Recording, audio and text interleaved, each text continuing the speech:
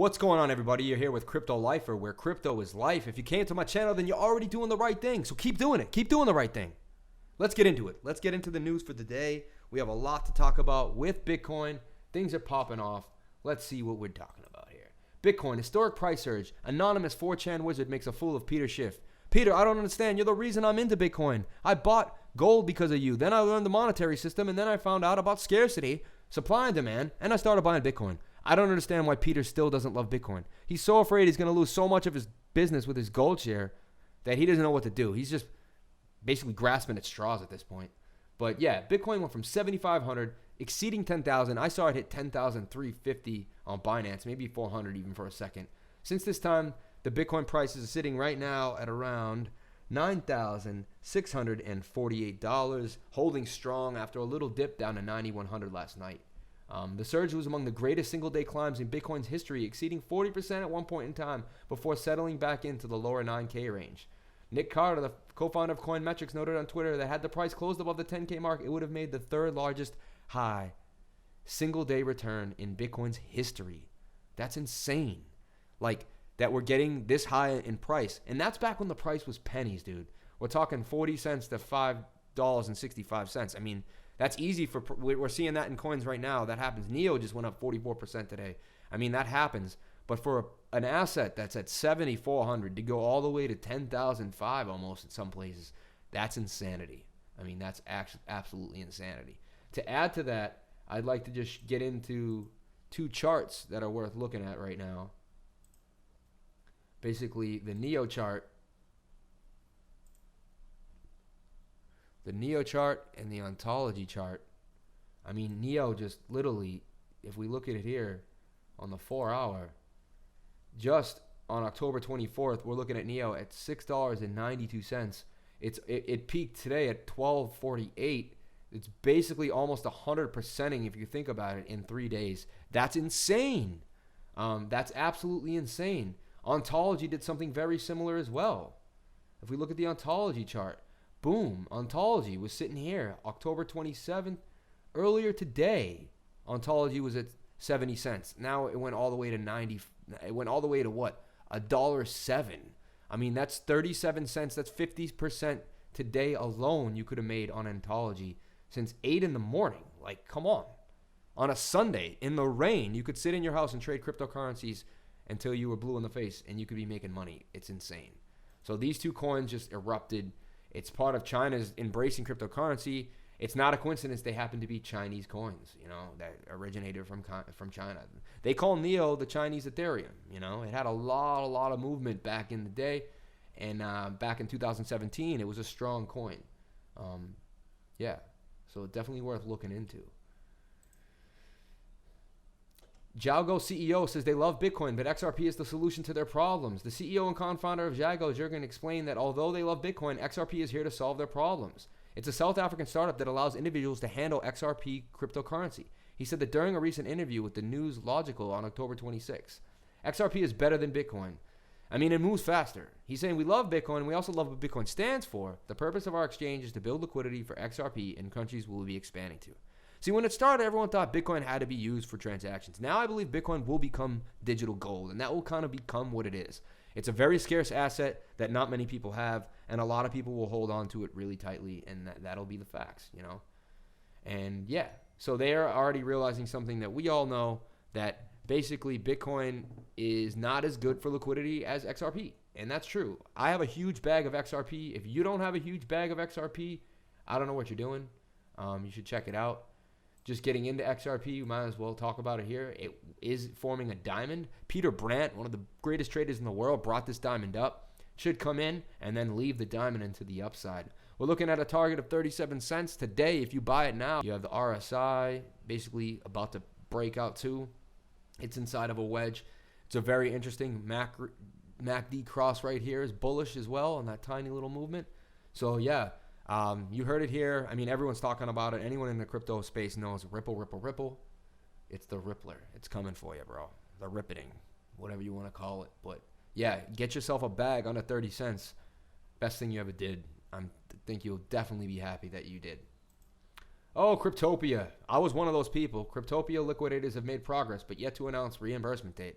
I had a lot of Electronium. I bought Electronium around 1,400, turned into 3,000, eventually tanked. But I also had a few other coins on there. I think I had Digibyte and some Verge. Yeah, I basically had about, at one point, $7,000 on Cryptopia, and it's gone now, turned to nothing. I wonder what I'll get. Will I get my coins? What are they going to try to give me? Like, who knows what they'll do. But the New Zealand-based Cryptopia was the first major crypto exchange hacked in 2019, notifying clients on January 19th that it had suffered significant losses. In May, accounting firm Grant Thornton was tasked in liquidating Cryptopia and attempting to recover the assets to reimburse clients. And they said they have over 900,000 clients, over 400 assets. They didn't put them in one wallet. They had it all in one big fat area. They didn't put it in individual wallets like connected to me. They basically had it all just stashed. And I guess they had representations of what you had when you went to buy it filled in. So it's going to be a mess, but maybe I will actually get my money back, and then maybe those coins will go back. Who knows? It would be amazing if that turns back into $7,000 because I've given up on it completely. 3 altcoins to buy to gain exposure to blockchain gaming. I would say Engine. That comes up to mind. I haven't really checked into this article yet, so let's see. Engine. With a $48.3 million market cap, Engine is the largest blockchain gaming platform on the market.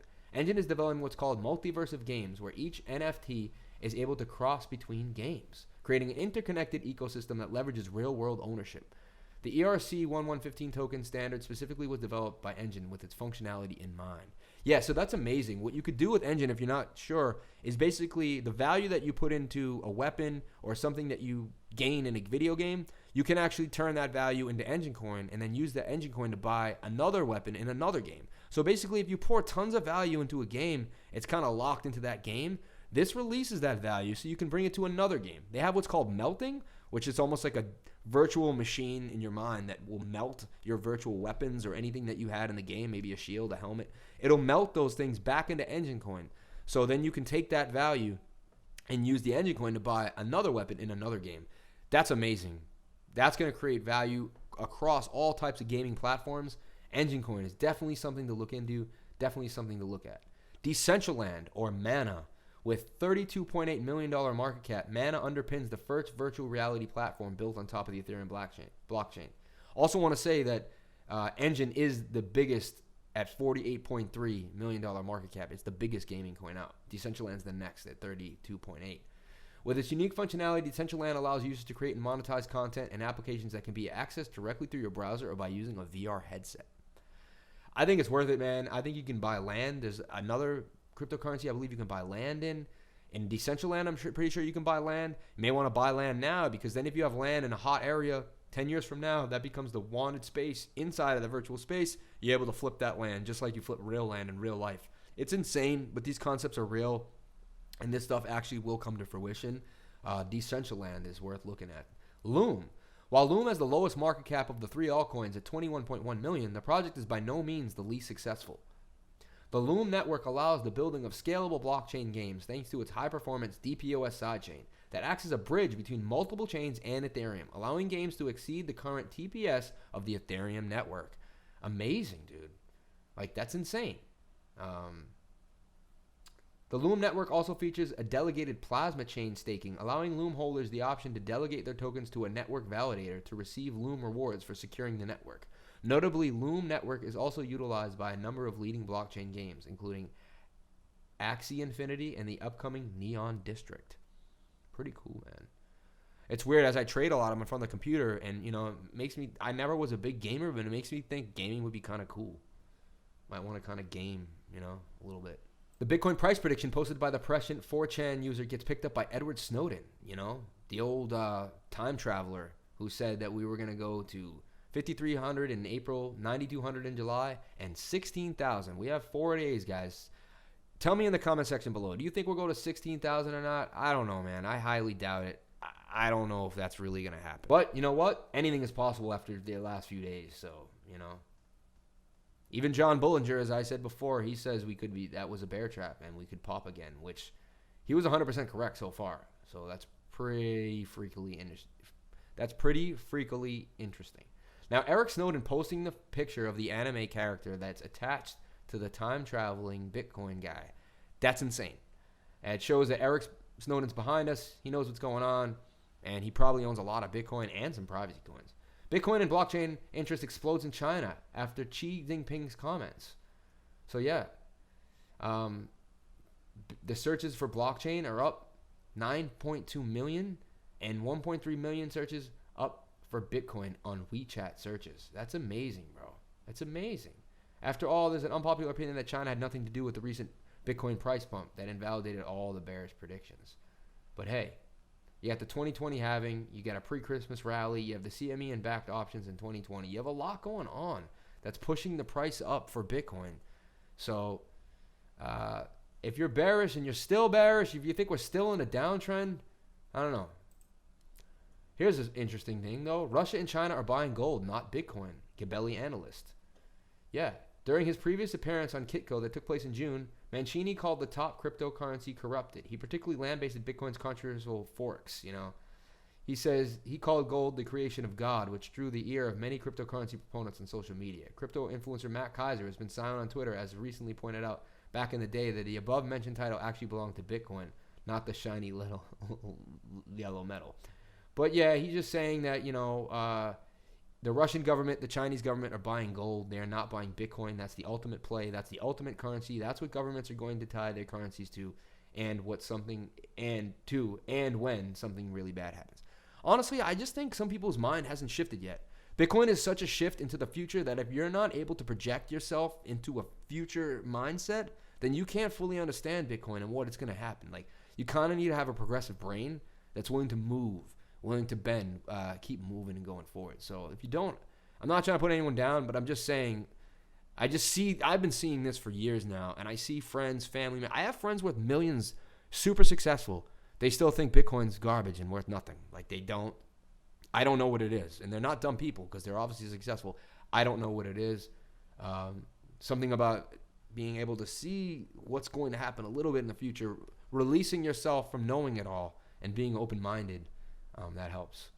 One last thing, the XRP leak, which was really interesting, but some people were actually taken off of Twitter. I don't know about YouTube and stuff, but definitely people were kicked off of Twitter.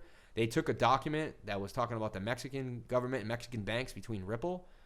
If you want to read the document, I actually have it, but I don't want to be kicked off anywhere.